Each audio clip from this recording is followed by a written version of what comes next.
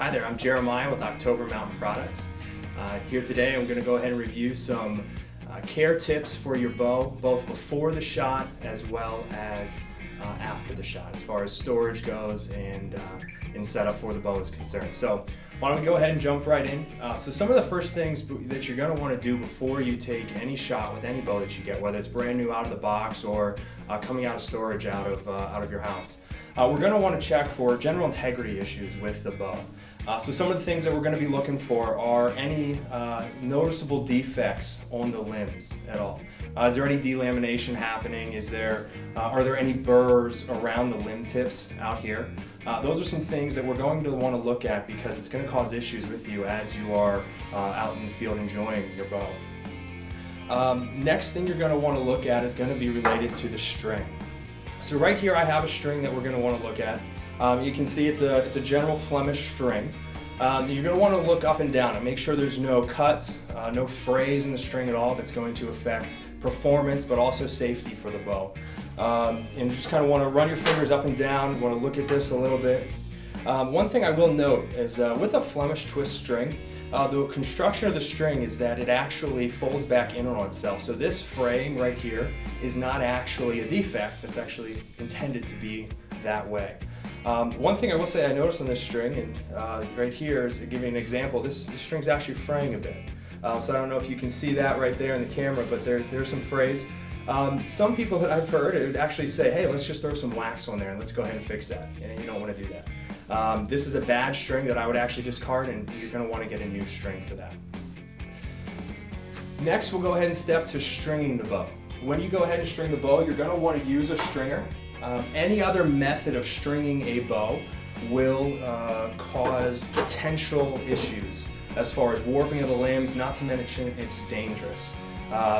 We have bow stringers that we use actually through OctoberMountainProducts.com for your ease and benefit, but at the end of the day, we want to make sure you're using a stringer for safety purposes. This bow here is strung. Once you do have the bow strung, we do ask that you also and recommend that you go ahead and look over the bow again. You want to make sure that the string, now that it's under tension, there are no visible defects in the string at all, rubbing your hands up and down it. Also want to make sure the limb butts are fully seated, in this case an ILF bow. Going to be looking up and down the bow, looks pretty good to me. Brace height's about right, and those are some of the things that we're going to want to be looking at when we're about ready to take care of this bow. Also, once this bow is strung, is when you'll be able to really tell is if the limbs are warped or not. So you want to look kind of visually up and down here, make sure the bow is holding straight, the limbs are seated securely in the string groove, which is going to be on the edge of the limb right here. And we want to make sure that we're watching for that. Once you go ahead and you're done enjoying your bow and you go ahead and you take it down and you're finished shooting, we do recommend that you take the bow down. Do not store the bow strung. You're going to want to make sure that you store it in a case, store it in a temperature and humidity control area, because either extremes of temperatures are going to be bad for the bow. It is a naturally occurring product. Most of our bows are made out of wood, so you don't want to cause any delaminations that extremes in temperatures are going to be causing, whether it's extreme heat, humidity, or the extreme cold. The one last thing that I would like to talk about, and everybody always thinks about, do not dry fire a bow. It's one of the basic things they teach you in your first archery safety courses. It's very simple concept everybody knows, but one thing that most people don't realize is that if you're shooting an arrow that's too light, that actually has the same effect and simulates a dry fire on your bow.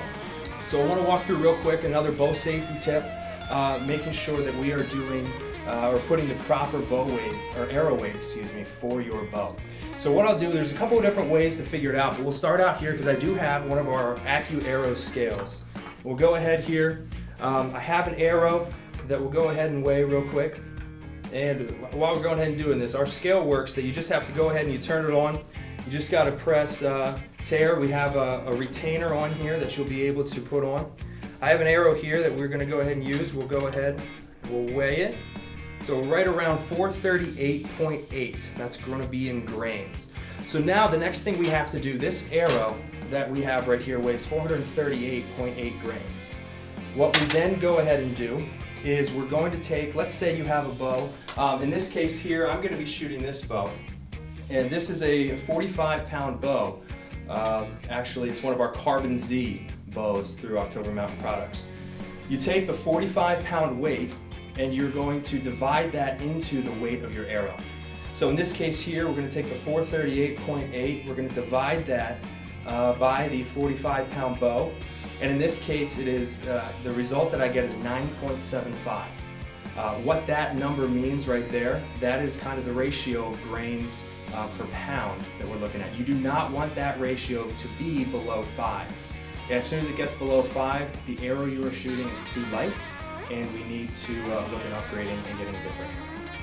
That's another bow safety tip that we're looking at. A couple other different ways to determine that, but I feel that that's the easiest and simplest way to look at that. So with that being said, that's kind of a real quick recap of a few bow care techniques before the shot, after the shot, as well as some safety tips for what to look for, what not to look for, what to be careful of. And for more videos like this one, check out OctoberMountainProducts.com.